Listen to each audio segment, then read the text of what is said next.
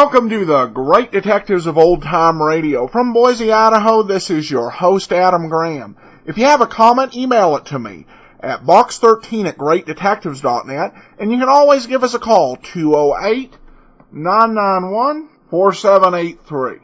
Before we do get started, I do want to let you know about Netflix. Well, my next mystery that I'll get from Netflix will be the 11th Rathbone Bruce Sherlock Holmes film. I doubt I would ever readily have the money to buy the whole collection of Rathbone Bruce films. With Netflix, I've been able to see each film one at a time. And there's a whole world of great classic films, classic television, as well as your modern-day favorites with nearly 100,000 titles. There's something there for everybody. So if you haven't tried it, you can try it out free for 2 weeks. Go to netflix.greatdetectives.net. Now we're going to get into today's episode of Sherlock Holmes, The Waltz of Death. Petri Wine brings you Basil Rathbone and Nigel Bruce in the new adventures of Sherlock Holmes.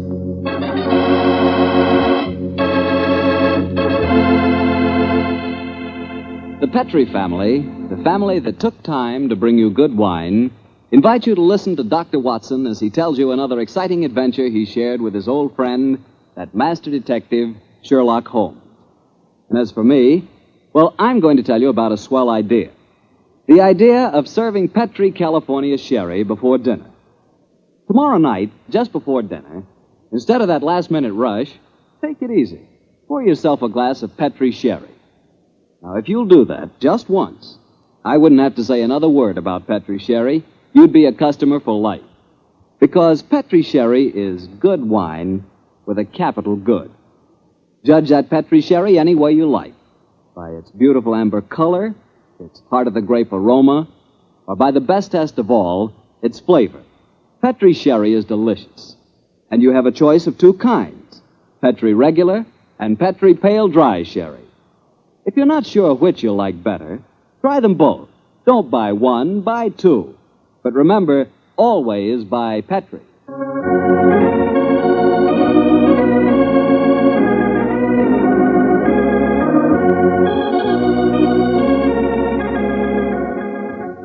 And now I'm sure our good friend Dr. Watson's expecting us. Let's go in and join him. Good evening, Dr. Watson. Good evening, Mr. Bartell. All set for tonight's story? Yes, my boy, I'm all set, Mr. Fuller. It began in Vienna in 1889. The old Vienna of bright lights, lovely ladies, and lilting music. What were you and the great Sherlock Holmes doing there, Doctor? Mr. Bartell, what were we doing there? Yes, sir. Were you just taking a trip? Oh, in those early days of our association, we didn't have either the time or the money for trips. No, we were in Vienna at the express command of the Emperor Franz Joseph. It was in October, I remember, that we arrived in the city, and for several days we were forced to cool our heels awaiting the imperial pleasure. And on one of those idle evenings, at the good services of our friend the Chief of Police, Count Frano, secured us an invitation to a resplendent ball was being held at the palace of Princess Stephanie von Kram. It was an incredibly colorful spectacle, Mr. Bartell. A string orchestra high in the gallery of the palace ballroom played a haunting Strauss waltz, while on the floor below, the cream of Viennese aristocracy swayed and glided gaily to the lilting music. I can remember the picture so well, Mr. Bartell, that Holmes and I stood there talking to the Chief of Police, Count Frano.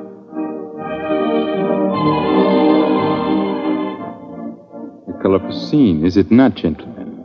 By George, yes, Count Frano. It must be a real holiday for you and Mr. Holmes. What makes you say that, Watson? Well, it's hard to think of the criminal world when one looks at such a gathering. And yet Count Frano knows as well as I do that the criminal is not confined to class or environment. Indeed, no, Mr. Holmes.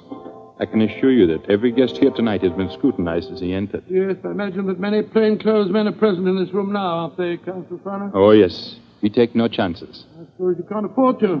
There's enough jewelry being worn here tonight for a king's ransom, I should say.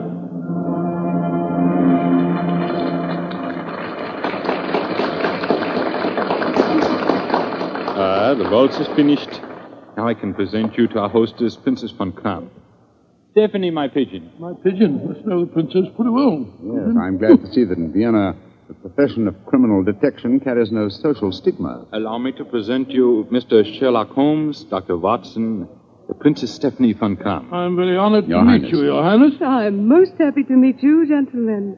Permit me to introduce my protege, Janos Horvat, the Hungarian composer. How do you do, sir? This ball tonight, Mr. Holmes, will mark a rare occasion. A signal honor is to be conferred on Herr Horvath and myself before tonight is through. The next waltz is a new composition of his. Tonight will be its debut. Indeed, how very interesting. It is a great honor the princess has conferred on me. A new composition could not possibly be presented under more auspicious circumstances. Count Soprano, you spoke of an honor in connection with yourself. Yeah, tell them our secret, Stephanie. No, I will tell them myself, Anatole. After your waltz has been played, Janos, and Anatole and I shall be the first to have the privilege of dancing to it, my father is to make a public announcement. He is to announce my engagement to Count Anatole Rafon. Oh, indeed, my congratulations to you both. Very lucky fellow. Very lucky Am I fellow. not the luckiest of men? Is she not exquisite? I, the gay man of Vienna, the cavalier who swore that no one woman would ever capture him. I confess it, gentlemen, I'm in love. Oh, but I pity you. Even the great waltzes of old Vienna could hardly be worthy of this moment. Oh, Anatole, you are a born flatterer. Oh, come, the waltz is about to begin. I shall see you gentlemen later. Auf Wiedersehen. Auf Wiedersehen. Well, The orchestra is tuning up, Herr Horvath. I imagine this is a great moment for you. A very frightening one, I assure you, my friend. In a few minutes, I shall know whether my new work is to be crowned with success or failure. Count Soprano is leading the princess to the center of the floor. The conductor is raising his battle. This is your moment, Herr Horvath. Good luck. Pray for me, gentlemen. Pray for me. There they go, the princess and Count Soprano. They're starting the waltz. Ah, they make a striking pair, don't they? Here come the other couples out on the floor. Charming. Quite charming. It reminds me of... Great Scott, that was a revolver shot. It's the princess. She's been shot. Come on, Watson. Out of the way, please. Out of the way. Count Soprano. What happened? Stephanie, Dr. Watson, see what you can do for her. Count Soprano, there's nothing I can do, I'm afraid. She was shot through the brain. She died instantly. Stephanie is dead. Stop that devilish music. Lock all the doors. There's a murderer to be found.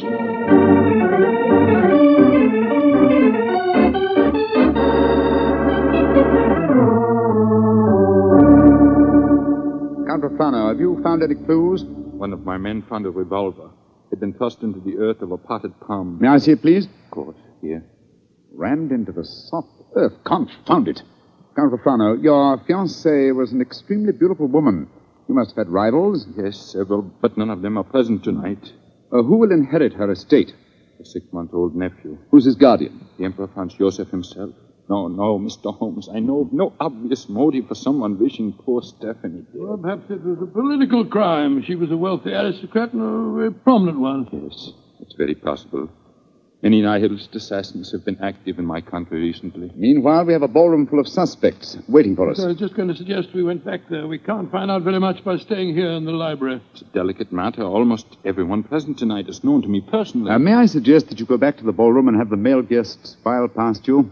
Detain for questioning anyone whose evening clothes do not fit perfectly. Oh, what's the cut of a man's clothes got to do with this?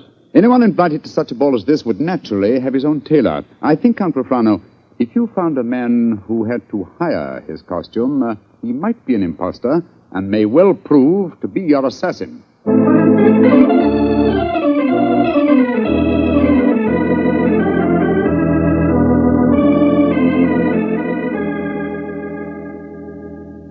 Well, Mr. Holmes, your plan has not been effective so far. You find one Englishman who is unusually badly dressed, and what do we discover? He's an English milord whose luggage was lost on the train. Yes, and the second suspect proved to be a perfectly respectable Viennese doctor whose nasty little child had taken a last-minute snip at his tailcoat with a pair of scissors. And the third was poor Horvath, the composer, who cannot yet afford a good dress suit, eh? Well, Count Profano, why not have the next suspect shown in? Yes, of course. Schober, bring in the next man. Ja, Herr Franz. Kommen Sie herein, bitte. Ein bitte, what a frightful-looking fellow. Your name, please. My name is Gruning. What do you wish with me? Gruning? Your name was not on the list of invitations. One moment, please. Let me see your right hand, Herr Gruning. You have no right to touch me. Where did you get these fresh earth stains? Your right thumb is pitted and the nail is full of dirt. What does that prove, policeman? Not a short while ago, you tried to hide your revolver by ramming it into an earth-filled flower pot. Give me that revolver, please, Count Profano. It will be easy to compare the samples of earth. It will not be necessary. You admit that you murdered the princess tonight, then? Certainly, I admit it. Why did you kill her? She was an aristocrat. She was an oppressor of the poor. I'm glad I killed her. One day, I and my party will kill all of you filthy aristocrats. Count Profano, put down that revolver. Shoot him like the dark he is. No, Count Profano. Even you can't take the law into your own hands. Why do you not shoot me? I'm not afraid to die. Have him taken away, Schober. Nehmt den Hund ins Gefängnis. Thank you for stopping my hand just now, Doctor. But when he spoke of Stephanie that way, I could have killed him just as he killed her. Very understandable impulse, sir, but one that would have ruined your life. My life? Now that she is dead, my life is empty. What right do love and beauty have to exist in a world that no longer holds Stephanie? She was all light and life, loveliness. And now... But I am hardly displaying my Viennese blood, am I? The murder is caught, thanks to you, Mr. Holmes, and my life, such as it is, must go on. Somehow. That's how the story began, Mr. Bartell. Began? It sounds like the end of a story to me, Doctor. Far from it, my boy. The next day, Holmes and I had our interview with His Imperial Majesty and learned the nature of the services expected of us. Services that required our leaving the city. And that's why, my boy, we were gone from Vienna for some weeks. We didn't know that during our absence, Herr Holbert's waltz, which had had such a tragic debut, was beginning to make a sort of morbid history. Herr Baron, the Horvath Waltz. We have had many requests for it. Gladly, we will play it, Herr Baron.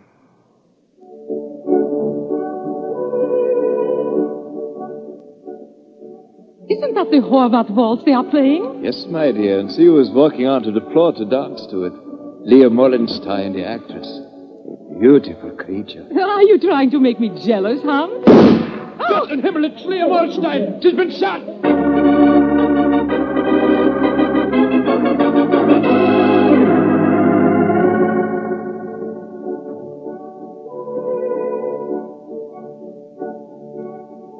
A new ballet, and to the music of the Horvath Waltz. Magnificent. Never has Krasnova danced better.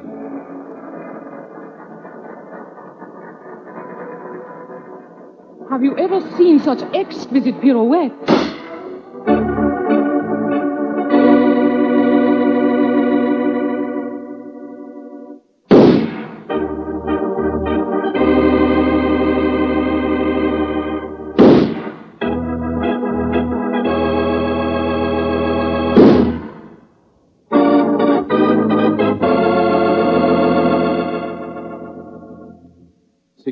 In 4 weeks, Schober. All beautiful women and all killed to the music of the Horvath Waltz. There's a homicidal madman at large in Vienna. There's only one thing to be done. We must forbid absolutely the playing of that waltz by imperial decree. Yeah, all of this, Mr. Bartell, until we return to Vienna. And then, I suppose, Sherlock Holmes was drawn into the case again, Doctor. Yes, my boy. Holmes immediately made a close study of the newspaper reports on the tragedies.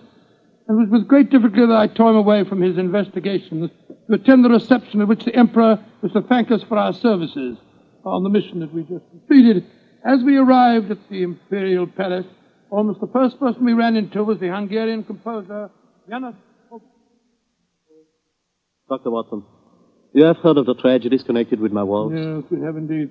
I was making a close study of the newspaper reports on them just before I came here. You must do something, Mr. Holmes. People will hardly listen to other music. They want my waltz. But that is forbidden. I'm losing a reputation and a fortune while that waltz remains unplayed. Or perhaps, Herr Horvath, you are laying an excellent foundation for a later reputation and fortune. What do you mean? All this publicity, however distasteful to you at the moment, must in the long run prove invaluable. Ah, there you are, my dear Count Profano. Mr. Holmes, Dr. Watson, I'm I'm glad to see you back in Vienna. You've heard of the murders? Yes, Count. We were just discussing them. I need your help again, my good friend. For over a month now, the murder has been at large, and I cannot seem to get on the trail. Well, I'm Gruning, the first killer. What have you done with him? Released him. What? Released him? Great Scott, why? At the hearing, it was obvious the man was an egomaniac. He boasted of the murder of Stephanie, apparently out of pure vanity. The liberal newspaper editors made quite an issue of the case. They brought pressure to bear, and we had to let him go. Confound it. I wish I hadn't left Vienna. Well, if the fellow's at large again, Count Refrano, it's pretty obvious that he's the murderer of the other women, too. On the contrary, Doctor, he was in prison until yesterday. The last of the murders was committed 3 days ago. Oh, here comes His Imperial Highness Franz Joseph. Good evening, gentlemen. Your Highness. Good evening. Well, I see we have very distinguished company tonight. Not only the masterful Sherlock Holmes and his colleague, Dr. Watson, are English friends that we are honoring, but I see that we have a distinguished representative from our Hungarian Empire, Janos Horváth. A worthy successor, I'm told, of the breed of composers for whom Vienna is famous. Your Imperial Highness is most kind. There's a pipe organ in here. It's in excellent condition, I am told. Will you not play as one of your compositions, Herr Horváth? I shall be most honored, Your Highness. Sit down, gentlemen, sit down. Thank you. What shall I play, Your Imperial Highness? Anything you wish, young man. Anything you wish. Thank you, Your Highness.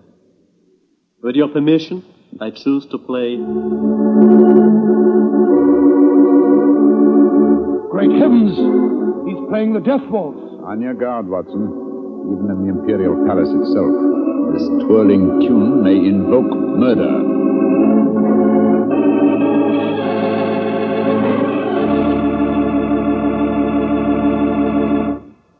You'll hear the rest of Dr. Watson's story in just a second, which just gives me time to remind you that if any one wine could be called the perfect wine for almost any occasion, that one wine would be Petri California Sherry. Petri Sherry is not only a fine before-dinner wine, but it's wonderful after dinner, too. And, of course, when you're entertaining or when guests drop in, whether in the afternoon or evening, there's nothing better than a glass of Petri Sherry.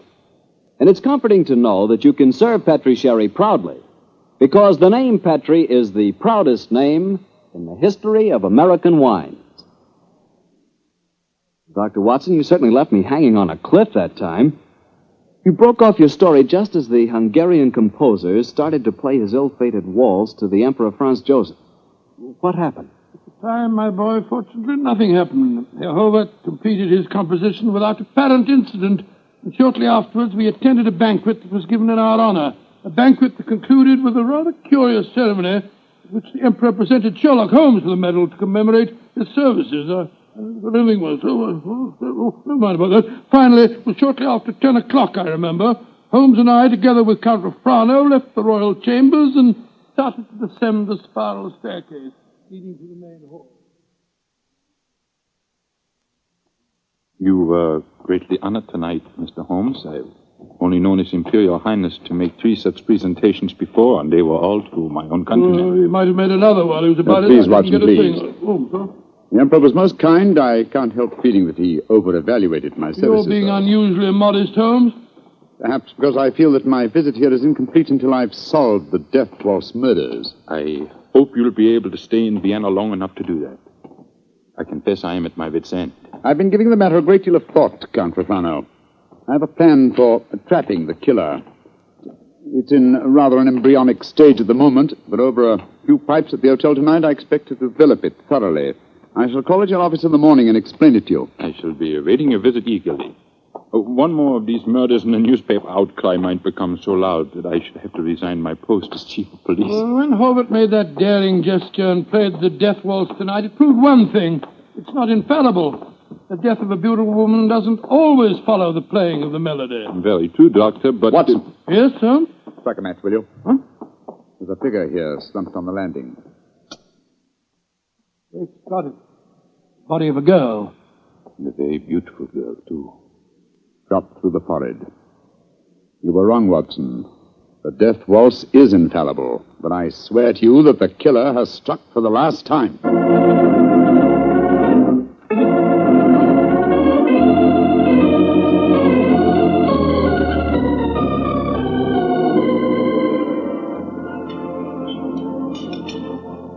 Ah, there you are, my dear Count Profano. Yes, I followed the instructions you gave me this morning, Mr. Holmes. Schönbaum's is at the moment the smartest restaurant in Vienna. I've reserved the best table for you, and I've invited the guests that you named. A strangely assorted couple, I must say. Janos Horvath, composer, and that grinning fellow, the one that admitted shooting your fiancée, Count Profano. It's as much as I could do to keep my hands off him when he arrived here, Doctor. But Mr. Holmes insisted that I ask you. Just the same, I wish you would tell me his plan. I'm completely in the dark. Completely in the dark. I can sympathize with you, Count Profano. Holmes never tells me a thing either. Let's join our guest, shall we? In a very few minutes, I'm sure that my plan will be perfectly apparent. Good evening, Herr Horvath. Oh, good evening, Mr. Holmes. Dr. Watson. How do you do, Herr Holmes? And how are you tonight, Herr Gröning? Angry at having to come here against my will. My party does not approve of these aristocratic, padded pigsties. But Count Refrano informed me that if I did not come here tonight, I could expect to find myself back in prison. How could I resist such a persuasive invitation? Ah, here comes the third guest for our table. I met her at the hotel a few hours ago. Miss Banks, I'm so glad that you were able to come. Hello, Mr. Holmes. I didn't know this was going to be a party, but I couldn't be happier. Allow me to present you, Count Profano, Dr. Watson, Herr Horvath, Herr Gröning, Miss Barbara Banks from the United States of America. How do you do? Holmes, I wish I knew what you're up to. And how can a young American girl afford to come to Vienna, may I ask? Of course you can ask. My father made a lot of money, and he wanted me to have the advantages he never had. Your father made money because he ground the faces of the poor. Oh, my father never ground a poor face in his life. He was a capitalist. I spit on him. Oh, that's rather unfriendly. And also, geographically speaking, something of a problem. You see, he's living in Wyoming. You make fun of me? Only because you made fun of me. Mr. Holmes, I did as you asked me. I'm very grateful, Miss Banks. The orchestra leader didn't want to play it. He seemed scared.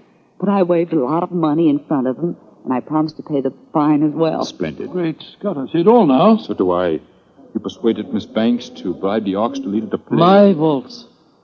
My forbidden waltz? Yes, Herr Horvath. I thought that if the request came from a young American, it might seem quite reasonable. Particularly if the requests were accompanied by American dollars ground out of the faces of the poor. You are being unpleasant to me, aren't you? You're playing it, your waltz, however. The death waltz. Mr. Holmes, this is against the law. The Horvath waltz is forbidden by imperial decree. True, nonetheless, my dear Count, I implore you not to arrest the orchestra leader until after the waltz is completed. In which case, since I requested it and it's still playing, I'd like a partner. Will you dance with me, Count Refrano? I'm sorry, Miss Banks, but with this melody I shall never dance again. Oh. Well, how about you, Dr. Watson? Oh, I like you very much, my dear, but I'm afraid I'm not as light on my feet as I used to be. In any case, I was never much of a hand at the waltz. The polka's more in my line. Dear me, I'm getting an inferiority complex. Oh, please do not, Miss Banks. You'll observe that the general public seems singularly unwilling to dance, too. Not one couple has ventured onto the floor. How can you blame them? The waltz with Horvath may mean death. How can you blame them? I'm not afraid. After all, Herr Horvath, it's your own music. I'll dance with you. You're most kind, Miss Banks, and courageous. But to be a partner of the only woman on the floor would mean ruin. An admission of failure. My third refusal. I'm a wallflower. No, my dear Miss Banks, the aristocrats, they're afraid.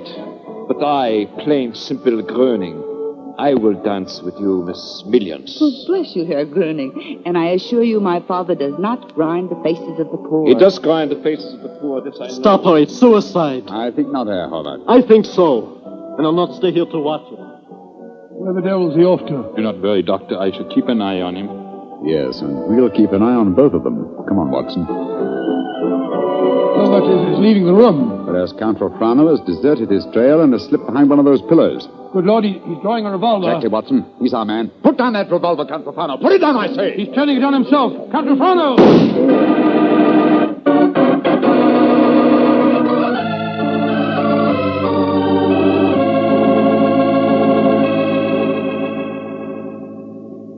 I still can't believe it, Holmes. Not the fact that Count Refrano blew his brains out, but the fact that he was a murderer. Yes, I was slow to believe it too, old chap, and I blame myself in consequence. Two things should have been instantly apparent about the madman who killed beautiful women when he heard the Horvath waltz. Firstly, he must have had some motivation which drove him to such an act? Secondly, he must have carried a revolver with him at all times, since he was invariably armed when the occasion presented itself. Exactly, and that factor made me think of the police official. Then, of course, I saw Refrano's motivation. He loved the Princess Stephanie dearly. Her death in his arms was a psychological shock that was more than his mentality could stand. And when he heard that music, it reminded him of the dead princess. It forced him to kill. That's right, old fellow. You will recall that what he said to us after his fiancée's death. What right do love and beauty have to exist in a world that no longer holds Stephanie? When he heard the music, he couldn't bear to think that other loveliness existed, and so, well, he destroyed it. But who killed the Princess Stephanie? The man who was first arrested for it, Herr Gröning. He admitted it. After a little persuasion, when the police arrived, taken back to prison in the carriage that just took Count Refrano's body. It's shocking to think that 7 innocent women have been murdered before this case is solved. Yes, a fact that will be a constant reproach to me, I assure you. Oh, I didn't mean that, my dear fellow. We weren't even in Vienna when 5 of the killings took place. Hello. Here comes Miss Banks. Mr. Holmes, what happened to that funny little man who danced with me? Herr Gröning? He went to prison, Miss Banks. He was a murderer. Well, I must say this is a strange kind of a party you asked me to, Mr. Holmes. One of the guests blows his brains out, and the other, the only man who danced with me, turns out to be a murderer. Oh, I see now why Father sent me to Europe. An evening like this could never happen in Wyoming. Look. Helmut's walking out in front of the orchestra. Ladies and gentlemen. Listen. Ladies and gentlemen, I, Arnold Horvath, wish to assure you, upon the word of the great English detective Sherlock Holmes, that never again shall my new waltz be an accompaniment for murder. Henceforth, its melody will be for life and love and laughter. I have ordered a bottle of the finest Tokay sent to each of your tables. Raise your glasses and pledge me as I now conduct my waltz. Free at last from the kiss of death.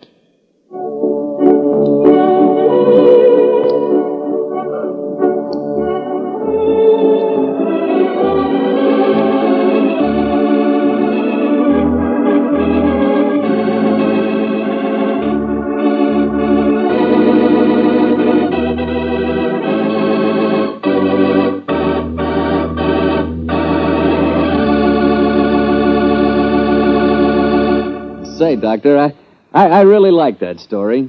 That was a baffler. Yes, wasn't it? A highly placed police official is the last person in the world you'd think guilty of murder. I must confess I wasn't of so much help to Holmes in solving that case. Oh, don't let that worry you, Doctor. After all, Holmes almost missed solving it himself. Oh, thank you, my boy. Nice of you, thank you. But it certainly was one of the most interesting cases that I was ever connected with. I know what you mean. You know, I came across quite an interesting case myself the other day. Oh, you don't say where? Right in my own house. Oh, that's interesting. What kind of case?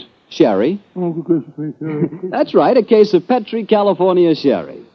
You see, I buy it by the case, Doctor, because that Petri wine is really extraordinary.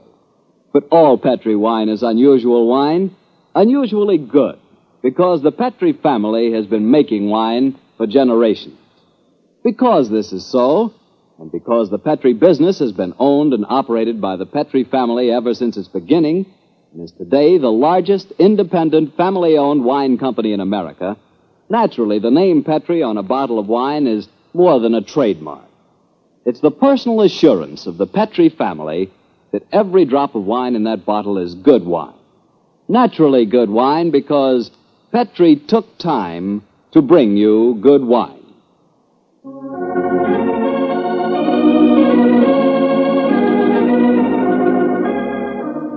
Tonight's Sherlock Holmes adventure was written by Dennis Green and Anthony Boucher and was suggested by an incident in Sir Arthur Conan Doyle's story, The Adventure of the Illustrious Client. Music is by Dean Fostler.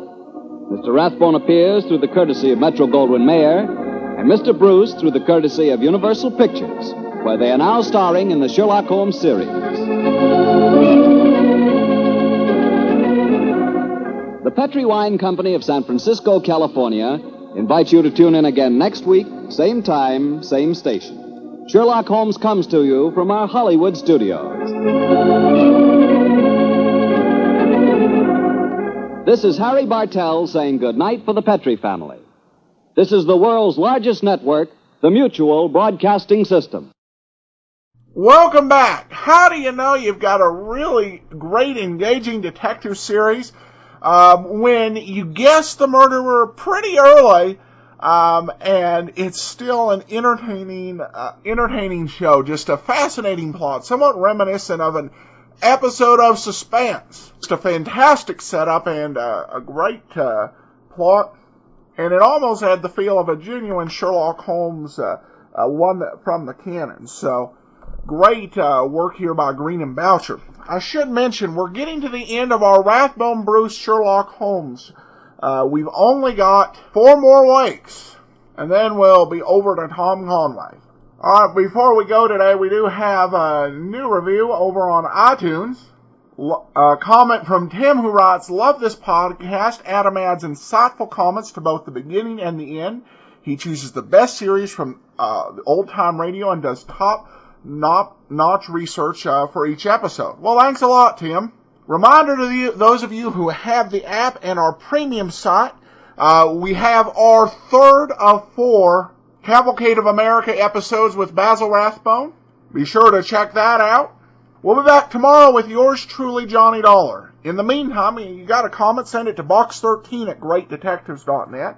Cast your vote for the show on Podcast Alley, podcastalley.greatdetectives.net. And if you'd like to nominate us in the Culture and Arts category at the Podcast Awards, that deadline is coming up for that. Go to podcastawards.com. But from Boise, Idaho, this is your host, Adam Graham, signing off.